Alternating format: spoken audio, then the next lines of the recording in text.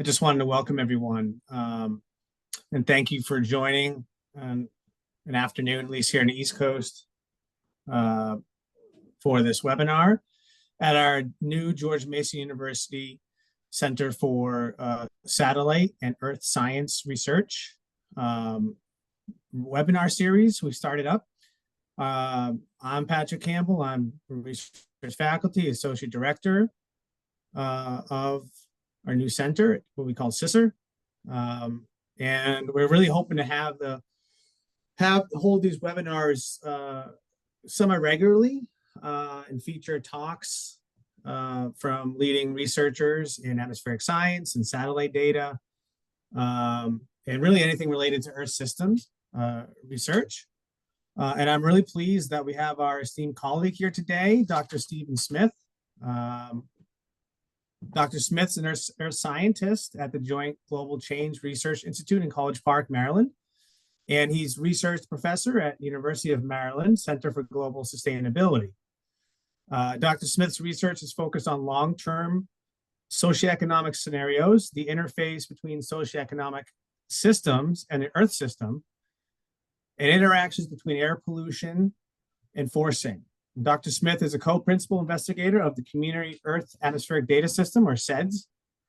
And that project produces global historical air pollutant emissions over industrial era from 1750 to the present. And I think we're going to hear more about the great data set of CEDS today, as well as its relation to usage within the CMIP7 simulations. And so with that, I'll just pass it off to Steve, if you want to share your screen and go ahead and start your presentation. All right, well, thank you. Yes, so I'm going to divert from my topic for a moment just to tell you a little bit about the center that I'm with at University of Maryland. So just since that's the Center for Global Sustainability is a action-oriented research center which basically works on supporting action on climate change, and it's does a lot of stakeholder-driven research, basic research, partnerships around the world. It's got a website. You can sort of find out about a lot of this. It's going to highlight a couple of recent things that if you went to AirDC, you actually saw this already. But so we have a paper that's recently been published. We do a lot of work on methane, since reducing methane emissions could be a really important near-term action. And we have a recent paper where we compared top-down and bottom-up estimates across different sectors for the U.S. and China, two of the three largest methane emitters in the world. And a lot of interesting things. I'm not even the paper's published. You can go check that out. And then there's a number of other methane related papers there. And then also work on air quality, looking at the air quality impacts of metal smelting in Indonesia. This is very interesting work looking at tropomi and bringing a lot of ground data, certainly on where these smelters are, and this capability has been expanding extremely rapidly in Indonesia, and there's a lot of dedicated power plants that are in these industrial parks to drive these smelting operations. And you can see these show up in tropomi, where you can really see increases recently in NO2 concentration columns where these industrial parks are. A lot of work in the state level on a number of states, not Virginia, but actually a lot of work in Maryland, where we are based, of course, as a state university. So a lot of work helping the Maryland Department of the Environment on their climate change pathways. So if any of that's interest, check out the website. But now to the main event, which is talking about the history and future of the atmosphere. So the history is going to be three parts. Going to talk about CEDS emissions, historical data set. Now we're actually producing data. I'm going to show you data out to 2024. Actually, I didn't update this slide. That's not released yet, but will be soon. And then two pieces of the future. One is looking at CMIP and basically the interface between CEDS and CMIP. CEDS provides the historical emissions that are used for CMIP. So then we have to have a transition from that history to the future. and then a little snapshot into how we think about the future in scenario MIP, and particularly looking at scenarios from the GCAM model, which colleagues run here at our two institutes. So I don't have to spend any time on this. This group, you know all about why we're interested in air pollution, all the things it does, human health, ecosystem impacts, and also, of course, impacts on weather and climate. Um, so I'm just not going to walk through that because this is not the place to do that. And I think you're probably familiar with this, that one of the motivations for looking at air pollution, certainly in a CMIP context, is radiative forcing. And it's an imbalance, the imbalance in energy flux at the top of the atmosphere. And of course, we all know, I suspect that CO2, carbon dioxide, is the largest forcer that's changing the radiative balance of the atmosphere. But these down the bottom bracketed in blue are all the air pollutant emissions. And of course, they also have very significant impacts, and some are positive impacts, and some of them are negative impacts. So, and the aerosol precursors like sulfur dioxide, organic carbon, black carbon, have essentially more or less one, either positive or negative air plaques, impacts. Black carbon's a little bit mixed. But then the chemically reactive species can be more complicated. For example, NOx has impacts on ozone, it has impacts on methane lifetime, has some impacts on clouds. So you get a number of species with both positive and negative impacts. So it makes it very quite complicated, and of course that leads to a fair bit of uncertainty. And the largest source of uncertainty in the anthropogenic forcing of climate changes in the radiative balance are aerosols. Um, so the community emissions data system, I have, now we call it something different. We're calling it the community Earth system, community Earth data system. There's another word in there that I'm forgetting. So I need to update that slide. So annual estimates, a principal goal of this is consistent historical time series from the pre-industrial to the present for global modeling, particularly for CMIP. It built on existing work such as Edgar Gaines and country inventories. And I'm going to talk a little bit more about how that works. So this is looking at global sulfur dioxide emissions. And I think a few of you have seen graphs like this before. This is preliminary data out to 2024. And this is looking at the world by regions. And what you see when you look at this, of course, there's been this tremendous increase. But if we go left to right, going back to 1850, what you're seeing there is the start of the Industrial Revolution. And where did the Industrial Revolution start? It started in England, in Europe, and particularly in England and then other parts of Europe, where they started using coal to drive machinery and produce heat. And that's the main source of that dark blue emissions.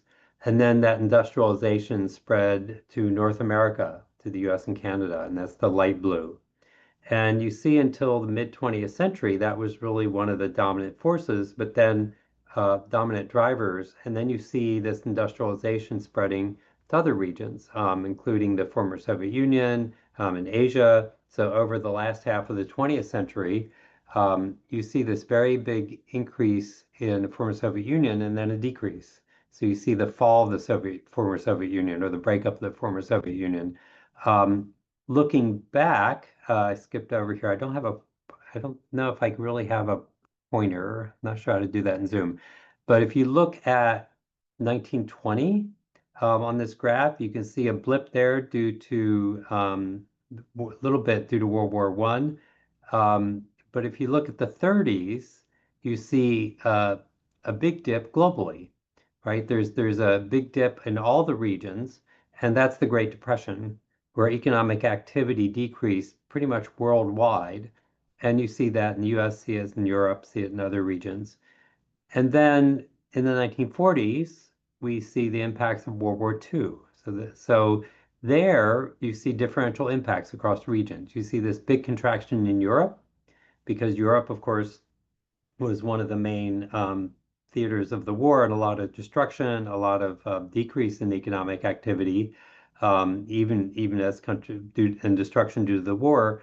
But you see the opposite in North America, because in North America, the economy actually expanded to support North America's entry into that war. And then you see the post-war expansion of economic activity globally going up. And then we see, starting in the 1970s, you see those blue regions contracting. And now that's the advent of a new force, which is emission controls.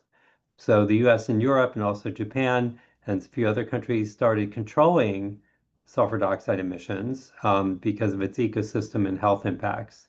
And in the US and Europe, the initial motivation for that, a lot of that was the ecosystem, acid rain, um, uh, uh, lakes losing their ecological productivity was forest impacts. So that was a big impetus. And of course, we now understand better the health impacts as well. I mentioned the fall of the Soviet Union, and then you see another big focus down at the bottom right, where you see the rise of economic expansion in Asia, in China and the rest of Asia in particular. And then you see in China emissions peak and decline because there was a big expansion in the early part of the 21st century, but then China started very aggressively putting on emissions controls across the system. But the rest of Asia did not always follow suit for that, so those emissions have been still expanding. And then one final piece of sort of world economic history you can see on this graph is the yellow line at the top, the yellow area. That is largely international shipping. Very, very tiny contribution from aircraft. And you see that expanding over the time, and that's the rise of globalized trade. And you see that being a major force in emissions, but also, of course, it's a major economic force. Then in 2020, we see a big dip. Now, if we had a live seminar, I'd ask you what caused that dip. And there's actually two causes for that dip. The biggest part of that overall dip in emissions in 2020 is new regulations on sulfur content of shipping fuels. But also, of course, COVID came down. We had the pandemic, and that also restricted economic activity in a number of regions. And then we've had a rebound since COVID where economic activity has picked back up. Emissions controls have not expanded in the countries that don't have them very much. So emissions have actually increased a bit since 2020. But if you look at a different emission species, the pattern looks a bit different. So if we look at black carbon, we see this big increase and a little bit of an decrease over the last maybe decade, but not as dramatic as we've seen in other in SO2. And that's because it has a different sectoral composition. The biggest, in this now we're looking at sectors, not regions.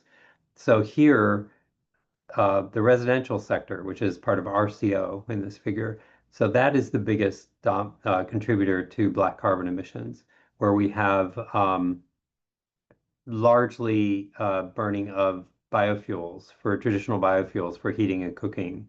And even though the world is getting more affluent overall, there are still millions of people, many, many millions, that are relying on traditional biofuels and are being exposed to all the health impacts and so on of those fuels.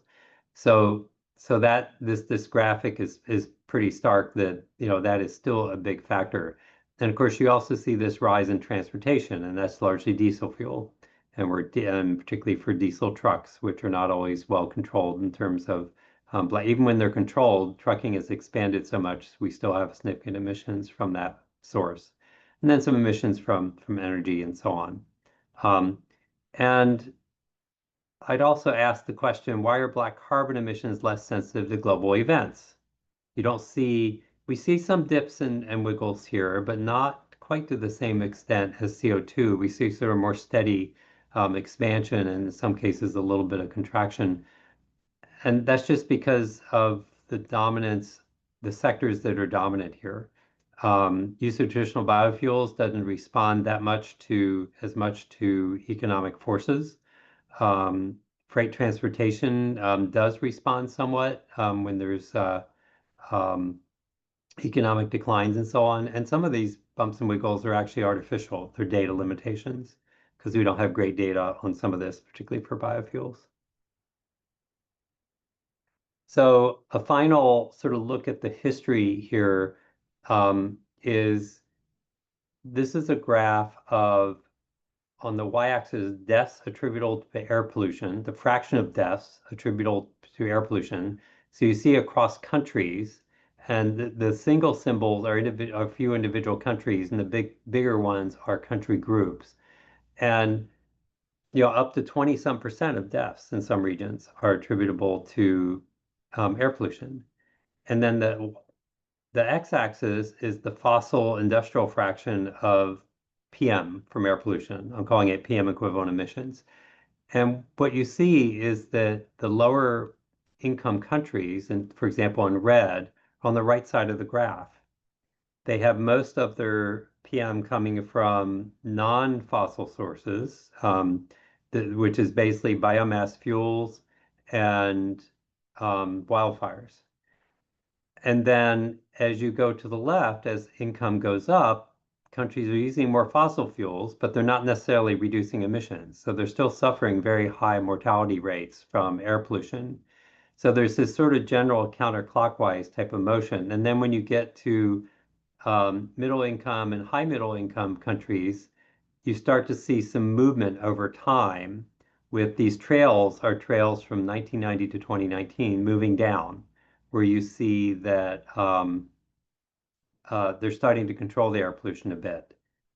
And then in the high income countries, you see something interesting in this orange in the lower left, where over time, the deaths attributable to air pollution are going down, so that's a good thing, a fraction of deaths, that is, but it's moving back to the right. So why is that? This is where we need to have some interaction, but it's moving to the right because we're reducing the fossil and industrial air pollution, but what are we not reducing? We're not reducing the wildfire emissions. As a matter of fact, the wildfire emissions they're starting to go up, right? We're getting more wildfires. So we're getting to where we're getting more, there's sort of a lower boundary here that we have trouble getting beyond because of the wildfire emissions in terms of particulates and their impact on health. So when we're doing this inventory, one of the things we added over the last couple of years is specific point sources. So in doing our research for this, we developed this time series for what were likely the two largest anthropogenic SO2 point sources of all time. And that is the Norilsk smelters in Siberia and the Sudbury smelter in Canada. And you see the Sudbury smelter emissions peaked sometime in the 50s, 60s, and then emissions started going down. And you notice here that the emissions have these big drops where they're going down. And that's due to largely, a couple cases is due to labor strikes, but when they drop and stay down, it's actually due to, oh, I didn't ask it to do that, sorry. I didn't ask it to do, sorry. That drop is due to technology change, where they upgrade the technology. And the newer smelting technology is more efficient. And basically, instead of emitting the sulfur, they capture it and turn it into hydrochloric acid, which is used in industrial processes. So this big stack, it's called the super stack at Sudbury, was the tallest of its time, but now it's decommissioned. It's decommissioned because emissions are so low that there's not enough emissions to carry that all the way up to the stack. So they can't use that tall stack anymore. Now, if you look at the Norilsk smelters in Russia, in Siberia, those haven't started reducing as of, well, on this graph. Now, in the last year or two, they've started to actually put in sulfur controls. So those have reduced, but I didn't update that graph yet. So another topic near and dear to the heart of this audience, I think, is can we use satellite data to reduce uncertainty? And so there's a satellite catalog of SO2 emissions, and these turn out to be very valuable for improving our emissions inventories. And we did an analysis of how accurate this catalog are by comparing them to high quality data over the last over the OMI era, basically, for the US. And what we found was there's often significant error in individual sources and in individual years, but that error is largely random. So essentially, the error in this OMI data was basically fairly normal. So once you add up several sources, that error starts to go down just because it is random between sources and some extent random between years, although some sources have biases in them, which are not completely understood why that's the case. But it turns out if you're gathering other sources, a number of sources together, this data is pretty good, which was really nice finding. So I want to talk a little bit about this historical data. This is our pipeline for producing the historical data. And we collect a lot of data. We develop a bottom-up default estimate by using emission factors and driver data. And then sort of the key thing that we do in CEDS is this step here is where we scale our emissions to existing inventories, like the US EPA inventory and so on. So where we have these high quality air pollutant inventories and greenhouse gas inventories, we scale to match those so that there's no point in us reproducing that work. And then we extend this back in time before the modern era back to 1750 in a more aggregate way. And then we produce gridded data products. We now produce 0.5 and 0.1 degree gridded data.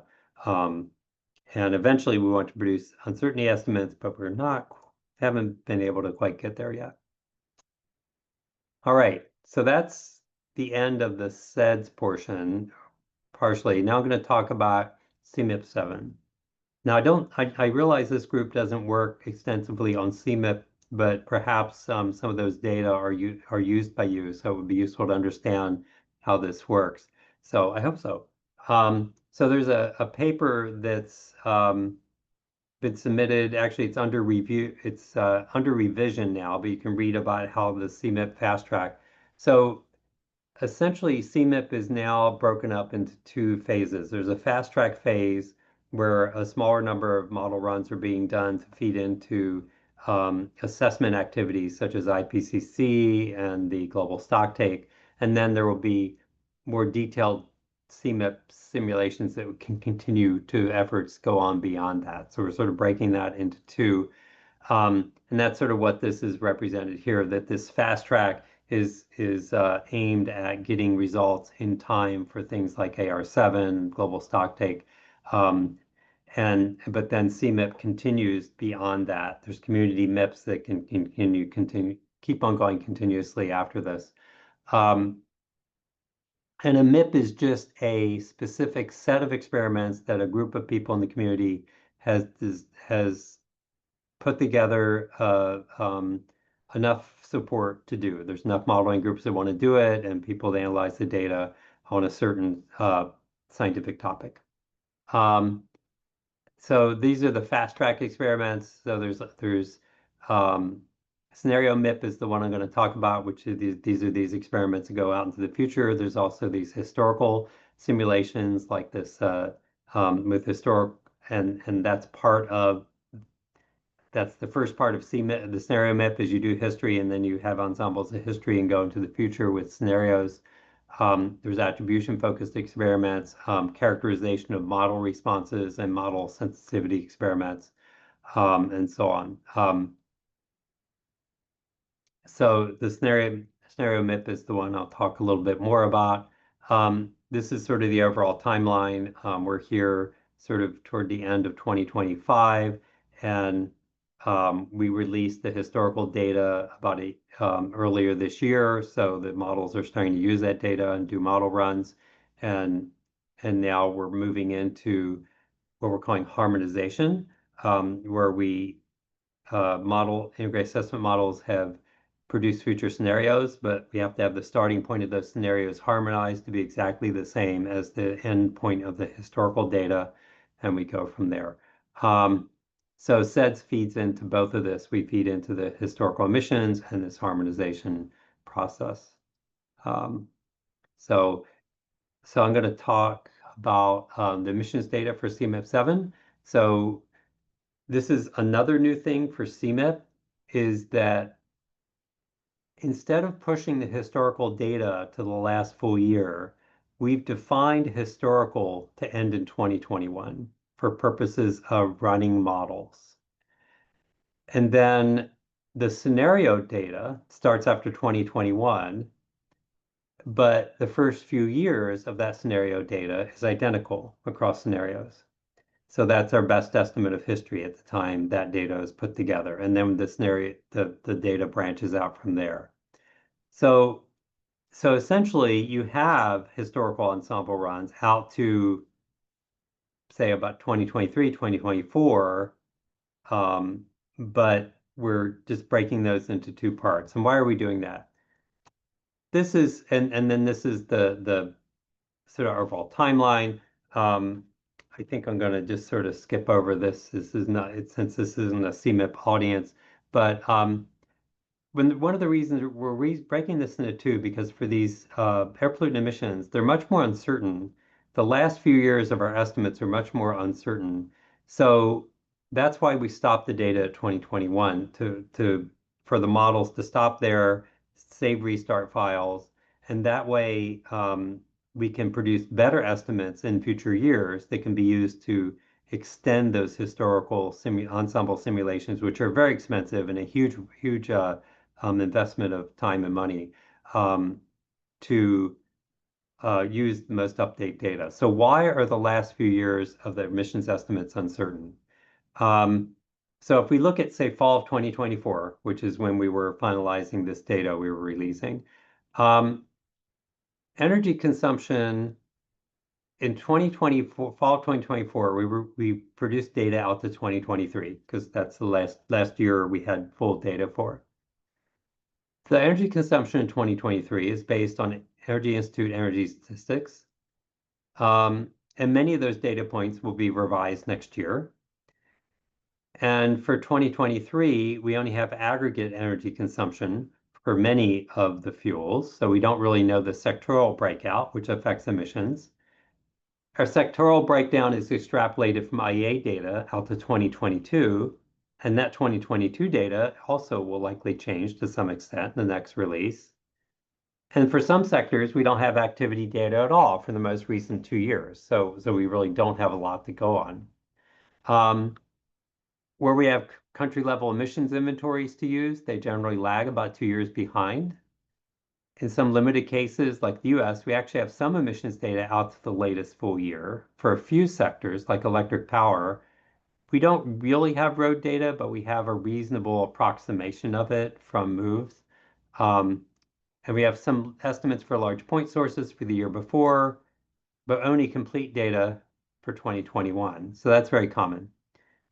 We also have these satellite-based point source estimates for SO2 for large sources. We have that out to the last full year. So that does help make sure we're on the right track, but we don't have similar time series for other emission species. So we're stopping the historical simulations at a year where the emissions data are relatively stable. And then we're going to release, for example, this fall, an extension that'll be identical to the historical CEDS data in 2021, but go out to 2024. And so the modeling groups can extend those historical simulations and do detection attribution type experiments and so on. So we'll keep doing that over the next several years so that those CMIP simulations can be updated with updated data. So future. So the second part of the future is these scenarios. So there's these are illustrative emissions from the scenarios that were proposed to be run for CMIP. There's a paper describing this, and that's being reviewed.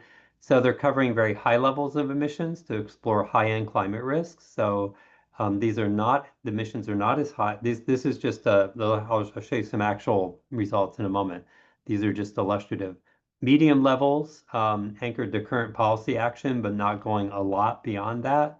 And then low and very low levels of emissions align with current targets. So that's like what would the system look like if we were achieve the very ambitious targets that are out there? And so the idea is to cover the full range of plausible futures so that we can get both high and low end futures from climate models. And then this is the illustrative temperature change from emulators. Of course, actual results will come from the Earth system models, and we'll retune the emulators. But you can see that at the end of the century, we're talking about climate temperature changes of over 3 degrees centigrade and still rising.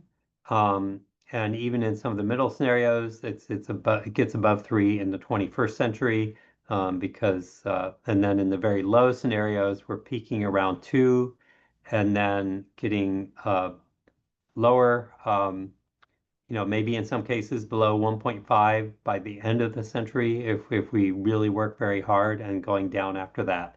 So some of these scenarios, these peak and decline scenarios can start to look at irreversibilities in the system and so on. So the scenario data is produced by the global modeling community is organized through what's called the Integrated Assessment Modeling Consortium. And 7 teams around the world submit scenarios to the central database. Several rounds of data submission have occurred, and actually the scenarios are basically done. The community, actually, sorry, this is an old slide, and I didn't realize that. So we did a round of comparing results and evaluating scenarios. So that's basically been done. And we're now focusing on the harmonistic logistics of producing the final harmonized gridded data sets. So these integrated assessment models, they don't all start at with the same data, and certainly in say 2023, 2024, they're not producing the same data because those are future projections for the models and so on. So we need to harmonize those. We have a automated process for doing this so that they're all starting at the same point. And one of the groups that is producing these scenarios is using GCAM, the Global Change Analysis Model. And this is a community Earth system model with open source code and data. And there's an international consortium being led by the group at Center for Global Sustainability, but also groups at the Bass Center for Climate Change, Korea, KAIST in Korea, and Peking University. So we have colleagues around the world helping do this. And in case you've never heard of GCAM, it's this global model that has 32 energy economic regions, 235 water basins, 384 land regions, which is the intersection of the two things above. So we model energy demand, energy supply, different end use sectors, the water demand, land use demands, and then all that feeds into these scenarios. The core model runs at 5-year time steps, and the energy sector looks like this, where we have different resource production, fossil and non-fossil resources, transformation. We have final energy carriers going to different end uses, but then embedded in this is also there's also a model of the land use needed for this to produce food for everyone and also energy crops and also the water for all these things as well, and the air pollutant and greenhouse gas emissions, of course. So this is some details of our implementation. And again, I don't think I want to get into really deep detail about this, but we basically have scenarios that are GCAM is actually going to be what's called the marker scenario for the high emission scenario, as far as we can tell. So we have 2 different markers based on SSP 3 and 5. So these are SSP is shared socioeconomic pathways. So SSP 3 is a world that where economic development is not nearly as successful around the world. Population grows a bit larger. So that's like one version of a potential high emission scenario. And then we have one based on SSP5, which is a more economic growth is higher across the world, but that economic growth also can result in a lot of emissions. And just to see, these are some preliminary results. The 2 lines at the top are nearly final. This is CO2 emissions from energy industrial processes. So that's our two high scenarios, and that G line at the very top is the one, the purple one is the one that'll be the CMIP high scenario. This is not as high as the RCP 8.5 that you may have heard of below, just because of economic developments to date. The significant cost reductions in batteries and solar power and wind power have reduced that maximum amount quite a bit. And just want to talk through some of the things we think about as we're doing these scenarios. So if on a high scenario in terms of greenhouse gas emissions, really the thing is how much fossil energy is reasonable to simulate in these high scenarios, and of what type, right? And we can have high scenarios that are very coal-based. We could have high scenarios that are very natural gas-based. Maybe those wouldn't be quite as high, but still could be significantly high. Maybe some sort of mix. It could depend on the region. You see here these two high scenarios that are one based on SSP3 is much higher than the one based on SSP5, although these are slightly different versions of the modeling and assumption. For very low scenarios, we want to get as low as possible in emissions. Emissions have to peak relatively soon. But then we have to think about, well, how soon is soon? And how soon is reasonable, right? So they're not, already it's 2025, global emissions may have peaked, but in some regions, certainly not. So, and if we look at, in some of the scenarios, deliberately have emissions, these lower ones are very preliminary. So these have not been updated recently because we've been focusing on this high one. But then we also think about the feasibility of reductions. How fast can you reduce under these different storylines? On these very ambitious scenarios, we're making more ambitious assumptions about how fast emissions can reduce, how fast the energy system can change. And then some of the other scenarios are less ambitious or less optimistic on that. And then the other thing we need to think about is, when do we hit net zero for CO2? And to get to below net zero, which is what these peak and decline scenarios require, you have to be sequestering emissions, right? You have to have net negative emissions. And there's two main ways to do that. You can either take CO2 out of the atmosphere in the energy system. You can burn biomass as a fuel and then take that CO2 and instead of releasing it to the atmosphere, put it in an underground reservoir. So there's three ways. You can take that CO2 just directly out of the air. That's called direct air capture. That's become a very hot topic of research. You have to use energy. You don't make any energy in that process. So that's the negative aspect of that one. Or you can have forestry, enhance these so-called natural solutions where you enhance natural sinks. But how much of that can you do? How sustainable is that? So there's a lot of issues with that, and you have to make decisions about how much negative emissions you think you want to have over the long term. So that sort of leads from the past in the future and the bridge between them. So that's really what I intended to do. So leave a few time for questions and discussion. So thank you. Happy to go back to any other slides if there's any questions.